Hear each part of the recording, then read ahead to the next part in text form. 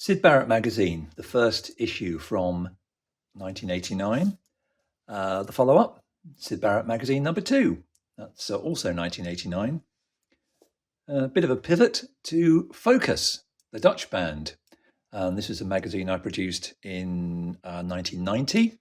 And this is the follow-up, the aptly named Focus 2, which was 1991.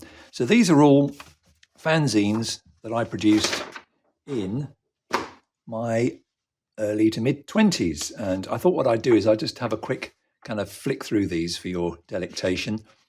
This is Syd Barrett Magazine number 1, which, as you can see, was effectively a sort of compendium of press cuttings and so forth, arranged in strict chronological order, because that's the kind of guy I was then and would probably remain today, because they tell a bit of a story, in a way, the story of how the myth of Syd/Roger Barrett developed, particularly over the 1970s. This was Nick Kent's article, which was a pretty major milestone in the coverage of Syd's time.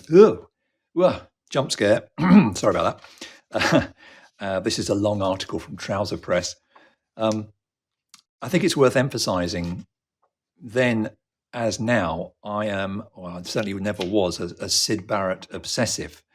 I think what surprised me when I produced this magazine, and it probably sold 100, 200 copies, I don't know, is I started getting a trickle of letters from people saying, where do you know where Syd Barrett lives, blah, blah, blah, blah. And I wasn't interested in that aspect of things. Oh, God.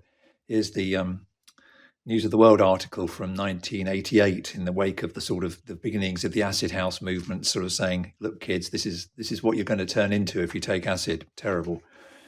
So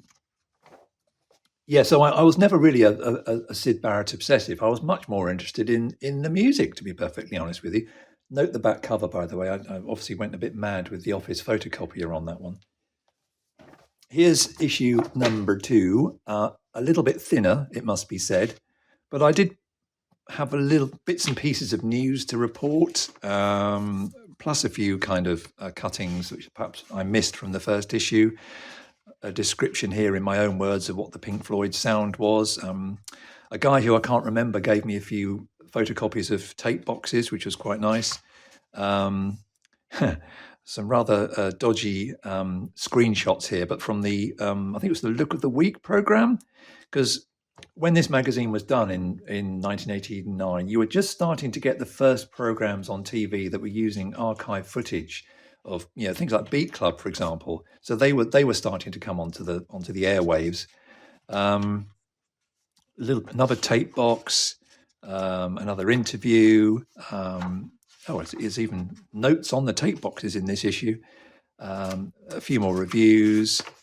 Look of the Week, and then the back cover, which I have to say, even today, I'm quite proud of that back cover. I think that would make quite a good T-shirt. Anyway, that was the end of the road as far as Syd Barrett was concerned. And I don't know, something happened between the end of 1989 and the middle of 1990, because I felt sufficiently moved to produce a fanzine or a magazine, call it what you will, about the what I would call hopelessly unfashionable at the time Dutch band Focus, who could not have been more, excuse the pun, out of focus at the time. And this magazine has got a few sort of personal things in there, reviews of their albums, for example, plus the usual kind of press cuttings and so forth. Again, things that I'd built up over time. What was nice about this is that it brought me into contact with a handful of Focus fans who couldn't have been more opposite to the Syd Barrett fans. They were completely grounded. They were pretty normal people.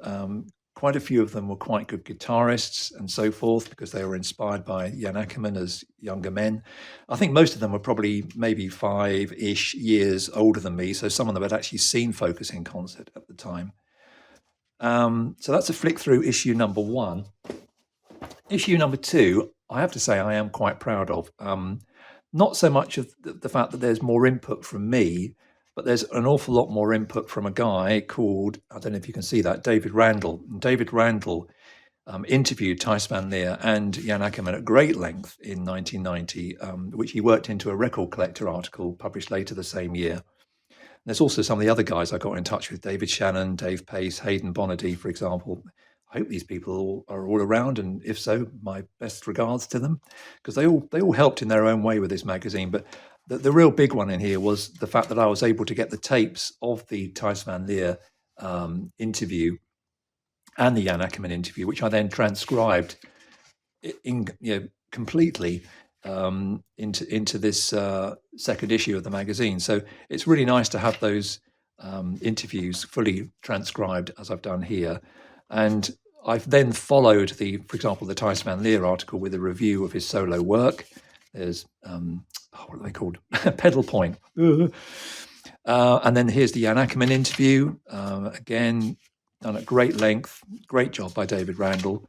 And after that, I did a review of Jan Akkerman's solo recordings, which I have to say I was perhaps a little bit more critical about. I don't really know.